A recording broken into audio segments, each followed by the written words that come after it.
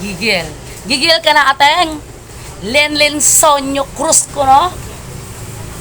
Pag nag-reels ako, mention kita, tag kita. Hindi mo nga ako, friend, binalak mo nga ako eh.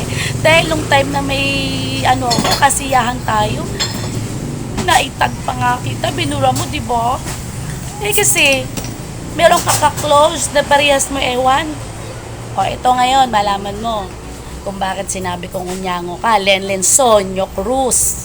Ha? Di ba? Nag-away yung Jowawers ko. Diba? Nag-away. Tsaka yung original niya. Anong kasalanan ko sa'yo para makisaw-saw ka sa away nila? Ito, una ha, Lenlen. Ha, na makinis ko, no? Huwag ka mag-filter lagi pag nagbibidyo ka. Ito, istaltuhin ko. Nako, may paraan to. Yung ugali mo, yung unyanguan mo, mula ng paraan yan. O ito, ganito. Makinis naman ah. Nagmamalinis ka. Ang linis ng pagkatao mo. Saan ka ba galing? Ako, taong bundok ako. Pero hindi ako namuta. Ewan ko lang sa inyo. O, yun lang. Eto na, balik ko. Balik ko ha. Ang linis kasi ng pagkatao ninyo para tirahin yung tulad ko, taong bundok. Ganito yun ha. Kaya nasabihan kita na unyango. O bakit ka nakisawsaw sa away na hindi naman kita inaano? Una sa lahat, pumunta ka sa pamamahay ko. Pinalamon kita, pinainom kita, pulutan mo masarap, natulog ka ba, inasikaso pa kita pati anak mo. Patraydorin mo ako ng ganon? Para makisawsaw ka at ako may ginawang masama sa'yo. Yun, malaman mo, di ba? O ngayon, kaya kita nasabihan unyango. Bakit? Ganon ka naman talaga, di ba? Yung taong ka-close mo ngayon, na jowawer na original ng mister ko, kung pag nakatalikod ka, kung ano sinasabi mo, hindi ba naalala nung panahon nagtrabaho anak mo sa kanya? Sabi mo, ginawagawang hayop ang anak mo para hindi ka mag-anak. Ganun ka kaunyango, Lenlen. Ha? Para malaman mo. Tahimik ka, di ba? Sabi mo, tahimik buhay mo. Oh, tahimik pala. Bakit ka nakisawsaw sa away ng iba? Lalo't wala akong ginawang masama sa'yo. Malaman mo yan, ha? Ngayon, kung galit na galit ka, ba? Gusto kang galit na galit yung gusto mong, pumunta ka sa harapan ko dito. Gusto mo, matari tayo dito parehas para makontento ka.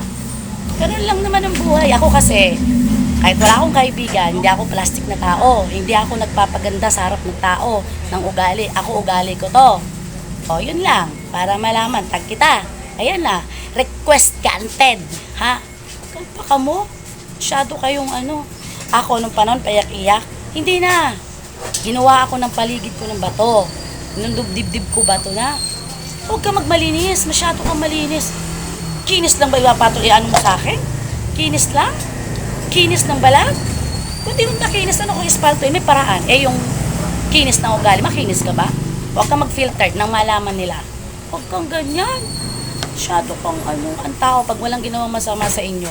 Huwag dila traidor. Ayoko sa lahat talaga unyango. Ikaw, Lenlen Sonyo Cruz, unyango. Yun ka. Tanggapin mo dahil may ginawa ka sa akin. Nang galit na galit ka, umarap ka sa akin dito sa harapan ko.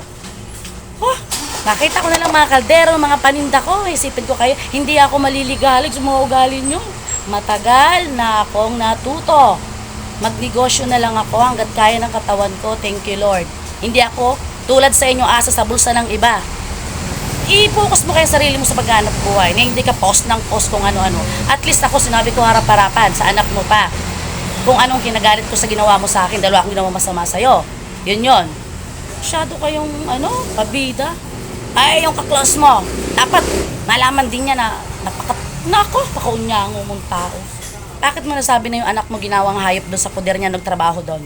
O, ganun ka kaunyango, tapos kakampi-kampi ka sa kanya, na wala akong ginawang masama sa'yo. Yun lang. O, mag-post ka ng gusto mo. Sabi ko ng gusto ko. O, galit ka? Humarap ka sa akin. Love you.